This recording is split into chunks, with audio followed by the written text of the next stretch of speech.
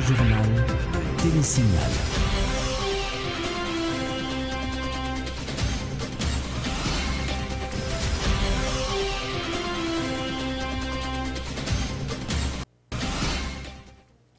Mesdames, Messieurs, bonsoir. Merci de suivre ce journal. Tout d'abord, les titres à la une. L'industrie musicale haïtienne est en deuil. Le chanteur Éric Charles du groupe Musique s'est éteint ce jeudi à Port-au-Prince des suites d'un accident vasculaire cérébral. Toujours pas de désignation officielle d'un Premier ministre 24 heures. Après l'annonce du président provisoire, la liste qui comprenait 8 noms a été réduite à 3, informent des parlementaires du groupe minoritaire.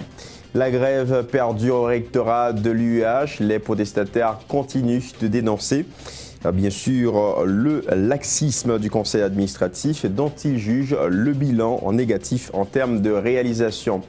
Plus de 800 personnes sont infectées par le virus Zika selon les autorités sanitaires. L'ex-président de la commission santé du Sénat, Roesner Policab, est toujours préoccupé concernant la gestion faite par le MSPP relative au virus. Et puis à l'étranger, 7 morts, dont un bébé de 2 ans, des maisons entièrement détruites, des routes coupées. Bilan des violentes tornades ayant frappé les États de Floride et Virginie aux États-Unis ces dernières 48 heures. Voilà pour l'essentiel de l'actualité.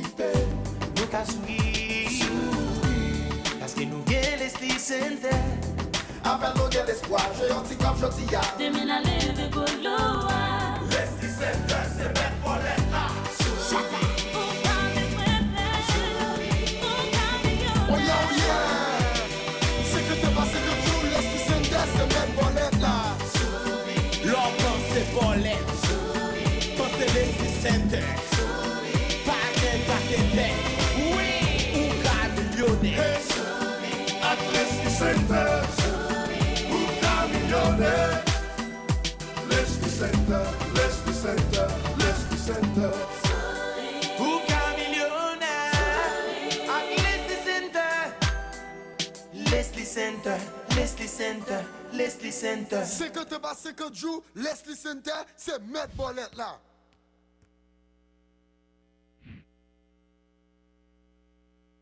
Ministère santé publique a fait population en connaît qu'il y a un virus qui peut être Zika qui arrive dans le pays d'Haïti, même gens li rive dans quelques pays de l'Amérique latine et Caraïbes.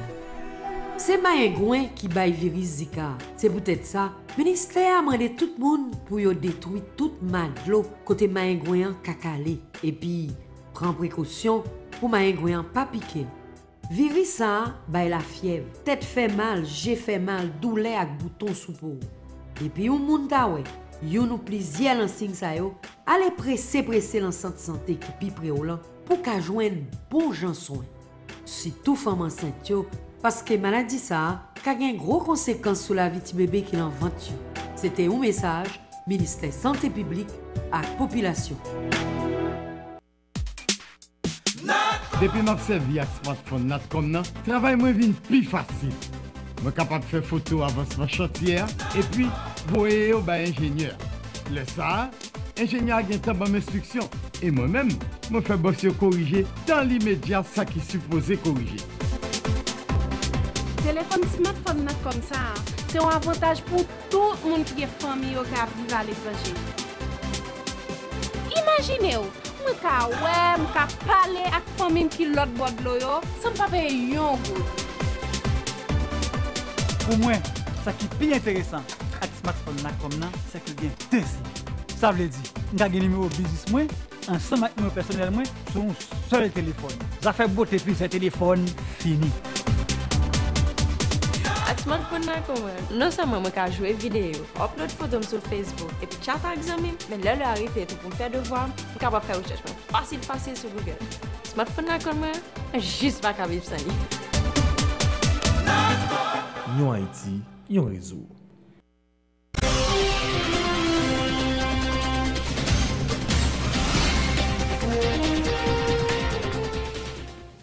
Bienvenue au développement du journal. Décès ce jeudi à Port-au-Prince du chanteur haïtien Éric Charles des suites d'un accident vasculaire cérébral. Éric Charles a débuté sa carrière à la formation de Siro de Miragouane avant de rejoindre la formation de DP Express dans les années 80. Et puis Musique, sa dernière formation musicale. Et son départ constitue une perte énorme pour l'industrie musicale haïtienne. Autre point à ce journal, le président Haï du Sénat de la République invite les sénateurs à trouver un consensus pour élire un nouveau président à la tête du Sénat, lequel consensus devrait également faciliter l'organisation de la séance de ratification du nouveau Premier ministre lorsque ce dernier sera désigné. Ronald Larèche était au micro de Roissy Antoine et Yvan Seïd. Pas de consensus, c'est vote. Il y a tous les deux cas. Il n'a pas fait consensus, mais si pas de consensus, c'est vote. Pas de consensus, mais le Sénat dit ça. Oui, c'est ça le dit même. Il dit, et si pas de consensus, c'est vote. Il n'a pas passé par configuration pour un consensus, mais si pas de consensus, il n'a passé au vote. C'est ça le dit. Et pas un groupe qui a une majorité fonctionnelle au niveau du Parlement. C'est-à-dire gagner une majorité relative. Pas une majorité fonctionnelle, pas une majorité absolue. Il y a des groupes qui ont une majorité relative. C'est-à-dire pour le Sénat opérationnel, il faut un groupe qui a 16 sénateurs pour être opérationnel ou tu ne vas pas le faire quoi. C'est-à-dire qu'il faut un consensus entre les sénateurs pour rejoindre un consensus autour, non seulement pour la ratification de l'énoncé politique générale du Premier ministre et le choix d'un président. Mirlande Maniga, Éric Pierre et Edgar Leblanc-Fils sont les trois noms retenus sur la liste des personnalités pressenties au poste de Premier ministre du gouvernement de transition. Informe des parlementaires qui ont rencontré le président provisoire hier dans le cadre des consultations irrelatives. La liste comprenait 8 noms, réduits à 4 après avoir procédé par élimination, puis à 3. Des parlementaires du groupe minoritaire ont rayé le nom de Fritz Jean de la liste parce qu'estiment être de même tendance que le chef de l'État, Haï, qui ont-ils fait valoir, conduira à un déséquilibre au niveau de l'exécutif transitoire. Suivant tour à tour, Dieupy Chérubin et Yuri Latortue au micro de Roissy Antoine et Yvan Seïd. Dans la dernière rencontre nous gagnons, il n'y a pas eu vraiment d'accord sous 3 noms. Mais Parlement, tout bloc ensemble, te proposé à président 3 noms. Là, nous te procédé par élimination.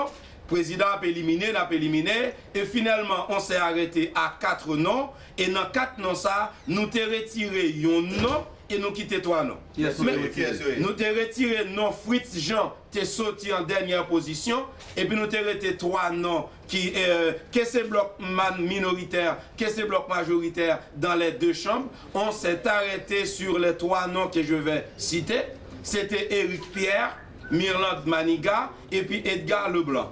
Moi, je pense que la consultation qui était faite hier, permet que le président ait toute consultation, il ait toute données au nom. Et nous-mêmes, de bonne foi, de bonne volonté, nous parlons. D'ailleurs, nous ne parlons pas du président, mais au monde.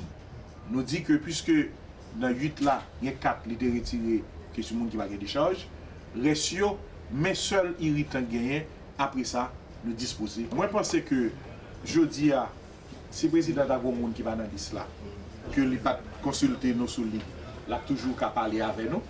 Mais s'il prend un monde qui sous liste là, que nous te considérons sont irritants parce que le pouvoir là pas équilibré, là ça, moi je pense que le président a fait travail, il a nommé monde, mais au niveau du Sénat, il a fait travail par nous, il a montré des accords. 48 députés du groupe majoritaire à la Chambre basse se sont opposés au choix de Fritz Jean comme Premier ministre, rapporte le député de Delma Garibodo. Le parlementaire presse le président provisoire d'aller vite en besogne. Toutefois, il met en garde Justin Privert contre toute désignation d'un Premier ministre faite de manière unilatérale, le député Garibodo. Hier, nous avons été au Palais national pour rencontrer le président Privert. Donc, il y a eu une délégation, côté moi-même, été là, Garibodo, de Delma, de Célestin, le sénateur Yuri Latortue. Nous avons rencontré avec le président Privert, nous avons retiré tout irritant. Et là, nous avons retiré tout irritant. M. Fritz Jean est tombé comme irritant. parce qu'il y a 48 députés qui disent au Parlement. Il n'y a pas de majorité au Parlement, c'est des majorités relatives qui viennent au Parlement. J'ai 48 députés à travers le bloc majoritaire nous-mêmes qui là. Donc, de l'autre côté, au Sénat, contre le sénateur qui est majoritaire, mais on ne va pas faire séance pour que ce sénateur soit composé avec le sénateur Latortue, le sénateur Dupuis. Nous avons dit au président, pas perdre du temps, président, il faut aller vers des élections honnêtes, crédibles et démocratiques. Dans ce sens-là, il faut aller vite. Le président a consulté tous les présidents de bloc et tout le monde était pour table lorsque nous-mêmes, notre proposition nous dit, nous pensons. Et on commence à éliminer. Donc, tu été 3 personnes, tu été Milad Maniga, tu été M. Edgar Leblanc, tu été M. Éric Pierre. Donc, jusqu'à présent, on ne va pas prêter président des intentions parce qu'il n'est pas écrit par le Parlement pour le dire choisir Premier ministre. M. Briver, c'est un homme de dialogue, c'est un homme qui connaît la procédure, il a été sénateur, il est sorti depuis petit cadre pour arriver président de la République. Donc, il connaît le jeu des institutions, il ne peut pas choisir un Premier ministre de manière unilatérale. Donc, Fulgent dont nous parlons, c'est quelqu'un avec qui j'ai eu des conversations téléphoniques, etc. Ce n'est pas personnel. Donc, nous pensons aujourd'hui qu'il faut un Premier ministre de consensus capable de faire voter sa déclaration politique générale et de répondre aux critères constitutionnels. Le coordonnateur national de la plateforme politique à réponse paysan, Fednel Monchéry, appelle le président provisoire de la République à respecter les délais impartis par l'accord du 6 février 2016. Faute de quoi, M. Privert doit rendre son tablier, affirme Fednel Monchéry au micro de Rouestier Antoine et Fizé Mathieu. Et M. Privert connaît bien, Julio Palong, 120 jours. Et chaque jour qui a passé, et dans 120, elle a réduit. Il y a un mandat pour faire élection. Après 14, 24 dates d'élection, M. Privert n'a pas fait élection. M. Privert sera privé du pouvoir. C'est clair? La privation de sa fonction. Parce que ils ne peuvent pas respecter l'agenda, ils ne peuvent pas faire ça qu'il doit faire pour mettre le processus en marche. Ou après quitter l'accord, il est le président élu, il a un pouvoir, mais non, M. Privert est le chef de l'exécutif. Il n'a pas un pouvoir. Le pouvoir est conféré au suffrage universel par le peuple qui a voté de Sanapton le 24 pour que le peuple a voté. Le 6 mai, il y a un résultat. Le 14 mai, le président élu, quel que soit mon nom, et pour le peuple a applaudi, pour le pays a pris un chemin normal, pour l'institution marcher correctement. Et nous demandons pour que la élection est finie, l'élection magistrale pour le résultat, l'élection Kazek, Azek, vous faites son méchanceté lorsqu'on élimine 30 000 personnes pour ça, sous prétexte que c'est petit candidat. La plateforme haïtienne pour la modernisation des organisations sociales PHMOS salue les différentes démarches entreprises par le président provisoire Jocelyn Privert afin de trouver une solution à la crise actuelle. La PHMOS, qui exige l'intégration de la jeunesse au prochain gouvernement, profite pour affirmer son soutien à l'ancien sénateur Edgar Leblanc-Fils, pressenti au poste de Premier ministre du gouvernement de transition. Plus de détails au micro de Pierre Lunique Revange et Max Joseph. Nous-mêmes, dans PHMOS, nous avons demandé l'intégration jeunes dans le gouvernement de transition cap monté. PHMOS a supporté toute décision qui visait en faveur de l'organisation bon genre élection en dedans pays. Pendant nous avons demandé pour le président Jocelyn Privert faire choix d'un monde conséquent comme Premier ministre pays. Tant que M. Edgar Leblanc-Fils. Et puis, mettez sous pied une commission de vérification indépendante pour faire lumière sur le processus électoral. PHMOS a demandé pour le gouvernement travailler sans perdre de temps pour améliorer l'économie pays, sans compter Goudla qui a fin perdu valeur devant le dollar américain. Chaque jour, bon Dieu, mettez, côté misère peuple haïtien augmenté par rapport à la situation. Parlons justice. Sachez que la justice haïtienne progresse dans le procès de Clifford Brandt impliqué dans l'enlèvement des membres de la famille de Moscoso, c'est-à-dire Coralie et Nicolas Moscoso en octobre 2012. Mardi et mercredi de cette semaine, le tribunal a entendu beaucoup de témoignages, dont ceux des victimes. Un des accusés est passé aux aveux. Le tribunal criminel observe une suspension d'audience pour le 29 février prochain à cause, bien sûr, de l'absence du témoin clé, Réginald Delva, secrétaire d'État à la sécurité publique d'alors. Compte rendu, Pierre-Lunique Revanche et Jasmin Denis. Sur le banc des accusés, Clifford Brandt, le présumé auteur intellectuel de l'enlèvement des 2 enfants Moscoso en octobre 2012. Les ravisseurs avaient exigé la forte somme de 2,5 millions de dollars américains en échange de la libération des otages. Au tribunal criminel, cette semaine, soit mardi et mercredi, nombre de personnes ont témoigné dans le cadre du procès de Brandt, dont Nicolas et Coralie Moscoso. Ils mettent ensemble dans tête et puis ils disent que excusez-nous, que c'est ça qu'ils fait et qu'ils sont obligés de suivre. C'est tout. Qui ça qu'ils ont fait? Ceux-là même ont tiré la boule dans tête et puis ils tirent les amenés, et puis les amenés pas partis, pas pour rien, et puis moi je mettais le nom de la pièce. Le 23 octobre, nous sommes libérés. Mais on a séquestré qui joue? Le 16. Le 16. Pendant tout le temps, ça compte? Non, ok. Ce procès débuté le 28 janvier dernier semble prendre une autre ampleur ces derniers jours. Des témoins importants ont été entendus. Parmi eux, le propriétaire du véhicule Toyota Land Cruiser impliqué dans le rapt des 2 Moscoso. Est-ce que c'est le monde qui braque les âmes sur moi, c'est limité fixé? Est-ce que le monde qui braque les âmes sur moi, là? Yeah. Au cas identifié, nous avons monsieur qui croise de bois, qui est façon là. C'est ça? Ouais. De tels témoignages ne jouent pas en faveur de Rico Pierval, qui d'ailleurs n'a pas réagi par la suite. Mais en réaction aux déclarations des 2 victimes, Rico Pierval a affirmé avoir agi sous de fortes pressions, sans toutefois préciser leur provenance. Donc, vous reconnaissez que vous avez suivi? Oui. Après plus de 3 heures d'audience, mercredi 24 février, le doyen a décidé de reporter la séance au 29 février 2016 à cause de la non-comparution du témoin Réginald Delva, secrétaire d'État à la sécurité publique d'alors. Il avait fait d'importantes révélations lors de sa participation à une émission télévisée. Des informations jugées utiles pour l'avancement du procès selon le tribunal. Sur 19 personnes ciblées par ce procès, 6 ont comparu par devant la justice. Leurs aveux sont intrigants et attirent la curiosité de toute la société, en particulier les organismes de défense des droits humains qui souhaitent que ce procès aboutisse. Autre point à ce journal, 3 semaines depuis la grève du personnel administratif paralysant les activités locales du rectorat de l'Université d'État d'Haïti, les protestataires continuent de dénoncer le laxisme du Conseil par rapport à la crise. Pour eux, le refus des responsables de s'asseoir avec les grévistes prouve que leur bilan est négatif en termes de réalisation. Écoutons en ce sens les réactions de certains étudiants appuyant la grève du personnel administratif de l'UEH. Ils étaient au micro de Michi Alexis et Samus David François. Un groupe étudiant qui vient plus de 21 jours, jeudi, fait un groupe étudiant dans le rectorat 21 jours, plus l'autre groupe étudiant qui est dans DPA.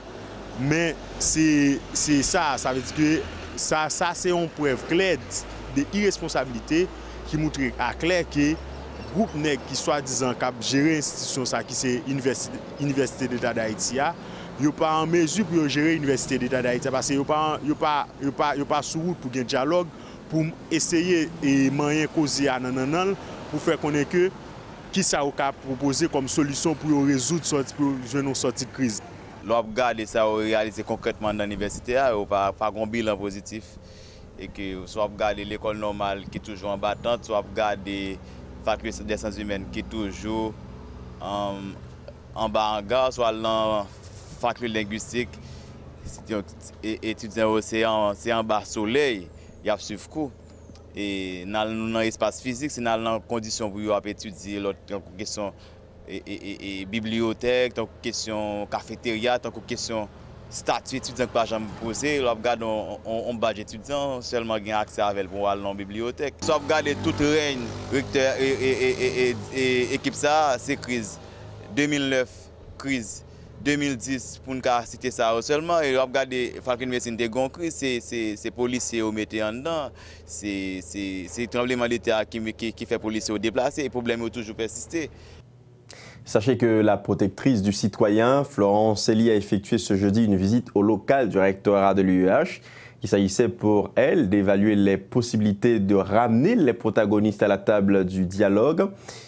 Sachez qu'en même temps que la protectrice du citoyen, Florence Elie, a effectué cette visite au local du rectorat, Florence Elie était accompagnée du directeur de promotion des droits humains à l'OPC, Jude Jean-Pierre. Les deux répondaient aux questions de Michel Alexis et Samus David François. Une collecte toutes données, une ne pas les prononcer sous crise compliquée pour que que il y ait toute information avant de prononcer. Alors si tu as parlé ça, qui va le sortir même? Non, nous ne pouvons pas parler pour que ça seulement pour rencontrer acteurs li poko ka prononcer. Le chita avec étudiant qui prend espace rectorat, nous parlons de pour chita qui est son là. Non, c'est des prises de contact. Nous pouvons pas prononcer nous rien. Mais si tu as parlé ça, tu dis combien de temps? Qu'est-ce exactement temps?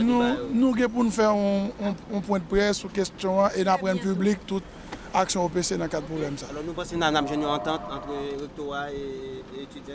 Bon, nous ne pouvons pas prononcer du tout. Situation compliquée. D'accord. Dossier santé, plus de 800 personnes sont affectées par le virus Zika selon les autorités sanitaires du pays, notant que des séances de fumigation ont été réalisées par le MSPP dans certains quartiers de la région métropolitaine de Port-au-Prince, notamment Cité-Soleil, Drouillard, Sarthe, Vareux, Hauts-de-Frères et Pernier.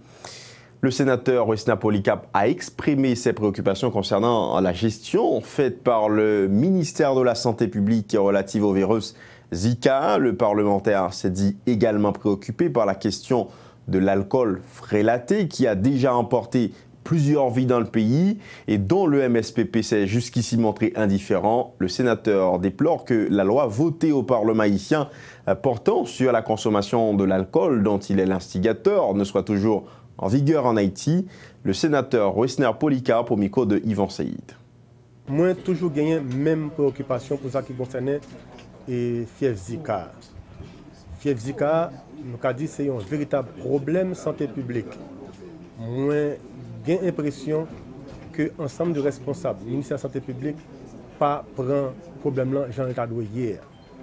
Tout le monde connaît que désormais, ce n'est pas seulement Jean-Mounou Abdil, c'est Maringouin qui transmettent le virus Zika. Désormais, nous connaissons qu'ils transmettent par voie sexuelle tout. Donc, ouais, il y a un ensemble de maladies sexuellement transmissibles, ça y est. Sida, syphilis, tout genre de maladies, y compris Zika. Donc, il faut avoir l'autre considération. Et ce n'est pas seulement ça qui préoccupe. Ces affaires, les gens qui mourent avec alcool et éthanol frelaté. Éthanol frelaté, ça lié. C'est un mélange de éthanol, c'est vrai, avec méthanol qui est très toxique pour foie, pour yeux, pour cœur, pour nerfs. Même pas attendez, le ministère de la Santé publique là dit rien sur ça. Et nous-mêmes, dans le Sénat, nous sommes allés devant, moi-même, sénateur Polycarp, dans le mois de novembre 2013, nous avons déposé et fait voter par collègues dans le Sénat une loi sous entrée éthanol dans le pays, sous titre ça. Sous-titre protection mineure contre abus alcool. On a profité de glisser un article dans la loi ça. On a dit que importation éthanol est interdit dans le pays d'Haïti. Mais ouais, malgré le vote, jusqu'à présent, il n'est pas rentré en application. Autre sujet, les enfants de rue se font remarquer de plus en plus dans l'aire métropolitaine de Port-au-Prince. Exposés à toute éventualité, ces enfants de conditions misérables échappent au contrôle de leurs parents, se livrent à la mendicité ou encore s'appliquent à essuyer les pare-brises de véhicules en vue de leur subsistance. Reportage Ludmilla Marc et Samus David François. Alors que les responsables étatiques se disent un pourparler avec des acteurs œuvrant dans le domaine de la protection de l'enfance en Haïti, en vue du respect des droits des enfants dans le pays, de la capitale haïtienne, le phénomène des enfants de rue gagne en intensité. généralement pieds nus, arborant des vêtements en lambeaux, s'adonnant à la mendicité ou morceaux de toile en main, prêts à essuyer des voitures pour leur pain quotidien. Je me demande si je vais faire ça. Parce que je ne vais pas pour moi. Je ne vais pas battre manger. Depuis la kitchen tout blanche. Seulement pas te connaître papa. Ces enfants vulnérables sont la proie de toutes sortes de violences, exposés à la drogue et sont également victimes de la sous-alimentation. Mais comment en sont-ils arrivés là? La plupart d'entre eux évoquent l'absence d'encadrement de leurs parents, eu égard à leur situation économique délétère. Là où nous sommes machines, nous venons pas comme là. Et ma vle bon nous là. Il y a des gens qui parfois les demandent les machines les armes sur nous, et qu'on bat nous, et qu'on a envie de tirer nous. Nous mettons aussi à jouer, nous jouer tout. Malgré leurs conditions de vie précaires, ces enfants de rue espèrent prendre le chemin de l'école, dans la perspective d'un avenir meilleur. À cela, ils sollicitent l'aide des autorités de l'État. Nous-mêmes, nous avons pour l'État faire l'école, mettre nous toutes. Nous sommes au centre, on a centre la case, Carrefour, poser men. Nous avons la rue qu'on est à l'école. Le président passe à Baka faire pour nous. Ça devient beaucoup faire pour nous, étendre la pour nous ça bas nous. Pour mettre l'école. Soulignons que depuis le tremblement de terre de 12 janvier 2010, le nombre des enfants vivant dans les rues a considérablement augmenté, selon l'Institut du bien-être social, qui n'a toutefois pas communiqué de chiffres exacts.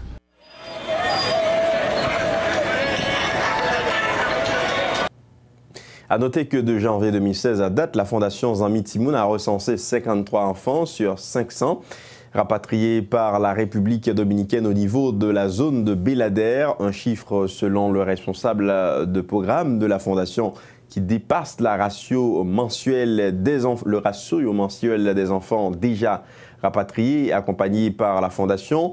Litan Dorival, qui dénonce l'absence d'instance de l'État, demande à ce que le dialogue entamé par les deux pays concernant le protocole du rapatriement se poursuive. On l'écoute au micro de Ludmilla Amar Kirwandiari. Pour moi, janvier qui se passe là, Fondation Zami Timoun a accueilli, prise en charge, enregistré 53 Timoun sous un total de 500 et rapatriés, filles, garçons qui sont en République dominicaine. Donc, dans le cadre de travail que Fondation Zami Timoun a fait, il fait de concert avec l'État haïtien, à savoir BPM qui l'a sous frontière et bien-être social. Nous constatons tout pendant le mois de décembre pour arriver au mois de janvier, présence organisation ça pas vraiment effective sous terrain. Côté que bureau ONM te fermé et immigration yo te fermé tout pendant la période décembre pour rentrer dans le mois de janvier. Donc situation timoun yo dégradé de jour en jour. Et l'État haïtien pas mis aucune mise en place pour que journée jodi a timoun k'ap sorti en République dominicaine joigne un accompagnement qui est adéquat par rapport à convention ensemble accord que l'État haïtien voté sous application convention sous droit timoun. Fondation Zami Timoun suite à ensemble problème ça fait un ensemble recommandation à l'État haïtien pour lui dire que faut qu'il continue le dialogue entre autorités haïtiennes et autorités République dominicaine sous protocole rapatriement qui a été signé ensemble. Et il faut que l'État haïtien prenne des mesures d'accompagnement pour les gens qui sont sortis en République dominicaine. Et les gens généralement viennent dans des conditions infrahumaines. Et il faut que l'État haïtien doté de matériel nécessaire, à savoir et moyens de transport, pour que les gens qui sont en République dominicaine soient capables de rejoindre la famille dans le cadre du processus de réunification que Fondation Zami Timoun a entamé. On vous propose de suivre à présent, mesdames, messieurs, la rubrique météo avec Slen Séjour. Bonsoir tout le monde, bienvenue dans le 4e sortie bulletin météo pour ce maintenant qui j'ai en condition temps présenté dans Caraïbes la axe Atlantique là. Nous gagnons l'air sec et stable, c'est lui-même qui a influencé conditions météorologie région Caraïbes là, malgré nous gagnons présence un front froid qui retrouve dans la partie ouest pays Cuba. C'est paramètres qui a dominé conditions météorologie région Caraïbes pour Assoya. Moment arrivé pour nous connaître que la température présentée bon côté plusieurs villes dans pays d'Haïti. Nous avons une température qui a varié sur tout le territoire pays d'Haïti entre 23 et 18 degrés. Température là, l'IPAP monté qui était 23 degrés et l'IPAP descend qui était 18 degrés. Différence de température nous pour Assoya, c'est 6 degrés. Zone de température a plus élevé pour Assoya, c'est Okaï, Jérémy qui a 23 degrés. Zone qui a faible, c'est Jacques Mel, Miragouane qui a 22 degrés. Gonaïve, Fort Liberté qui a 21 degrés et puis Cap-Haïtien Port de Paix qui a 20 degrés. Zone de température là, moins élevée pour Assoya, c'est un champ qui a fait très bon à 18 degrés.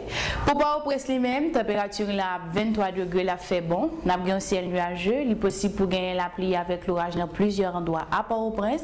Nous avons une légère brise qui a pris direction nord-nord-est avec une vitesse 5 km/h. C'est toujours la même situation pour tout capitaine bateau qui est dans la zone côtière nord à golfe de la Gonave. Nous avons dit que nous avons mais peu agité. Nous avons dit pour prendre un pile précaution. Et pour ça qui est bon côté zone côtière sud, nous avons dit que nous avons mais agité. Nous avons dit pour prendre un pile précaution et nous avons conseillé tout pour ne pas entrer dans la mer. Jeudi, le soleil a levé à 6h11, lit couché à 5h54. Ça qui fait que nous avons gagné 703 minutes d'ensoleillement. Jeudi, nous avons 2 minutes d'ensoleillement en plus parce que ça c'était 701 minutes. Proverbe nous pour assurer dit respect, pas l'acheter. Merci tout le monde qui t'a suivi 4e sortie bulletin météo pour ce maintenant. Nous souhaitons une excellente soirée sur Télésignal.